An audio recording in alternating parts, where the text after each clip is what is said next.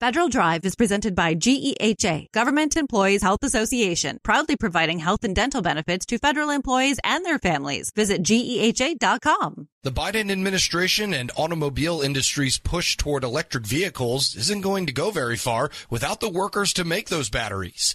In an effort to ensure a solid pipeline of talent there, the Battery Workforce Challenge program is a new initiative from the Energy Department looking to fill those jobs. It aims to build and train the next batch of battery and electric vehicle technicians, electricians, skilled workers, and engineers.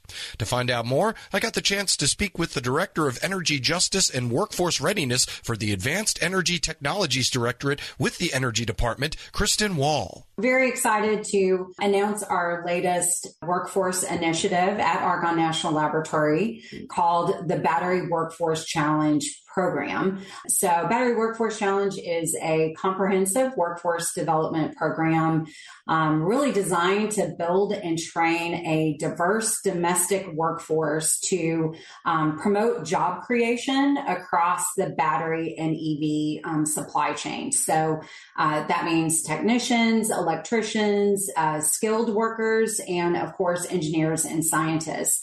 The program features 4 different initiatives, including what we announced last week, which was a nationwide network of regional workforce training hubs.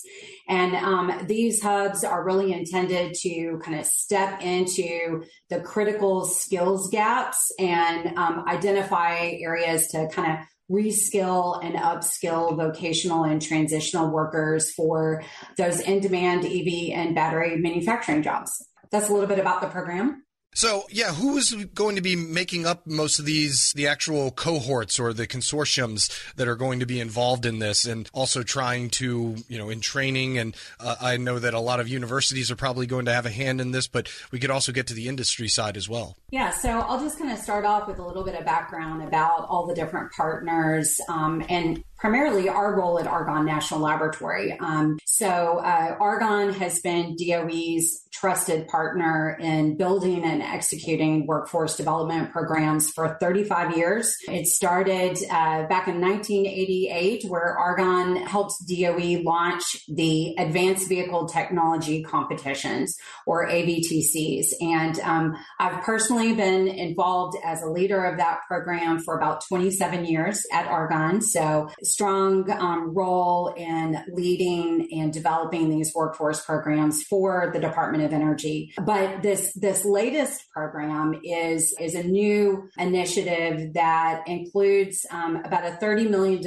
investment between the Department of Energy and our industrial partners. So a strong public-private partnership and consortium, as you mentioned, of partners to build a STEM ecosystem, if you will, around these regional battery manufacturing areas across the nation. So these ecosystems are essentially a collaboration of universities, community colleges, vocational and secondary schools, key community partners, government organizations.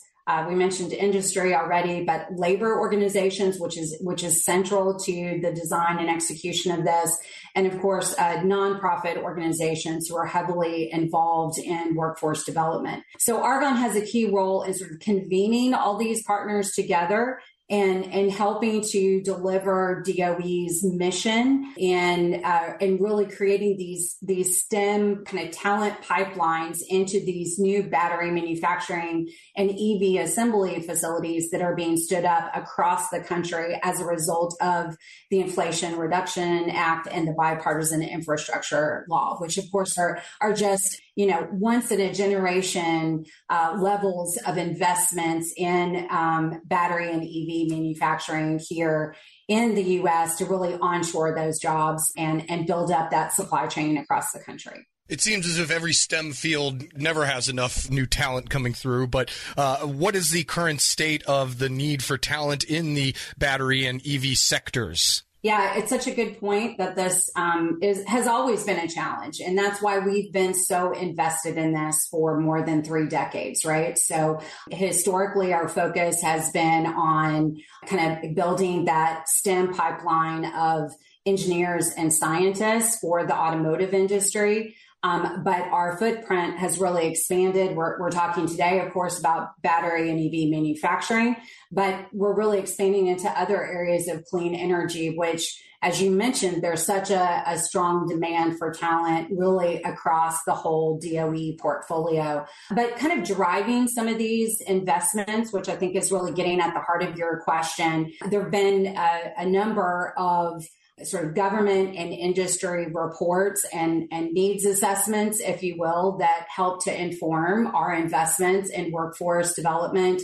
There's a recent report from DOE, the 2024 U.S. Energy and Employment Report, which showed that clean energy jobs grew by 4.2% in 2023, adding 142,000 new jobs.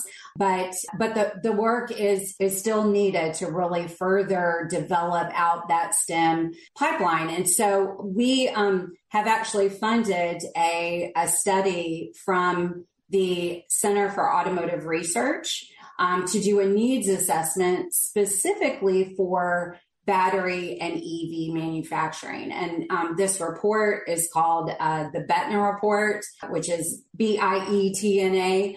And this report really kind of looks at all of the different jobs that are needed kind of end to end in the battery and EV supply chain. So meaning upstream, midstream, and downstream. What are the real demands in the industry? And what are the best practices for how to deliver the specific kind of skills that are needed to kind of fill in those critical gaps? And this Bietna Report, which by the way stands for Battery Industry Education and Training Needs, it has really helped to kind of inform and shape the Battery Workforce Challenge program, how we're investing in STEM, in career technical education at the high school level, and then also at vocational and transitional workers, where we're reskilling and upskilling those electricians and skilled trades. And then also, as I mentioned before, engineers and scientists. So really all across the education pipeline to really kind of fill in those critical skills gaps.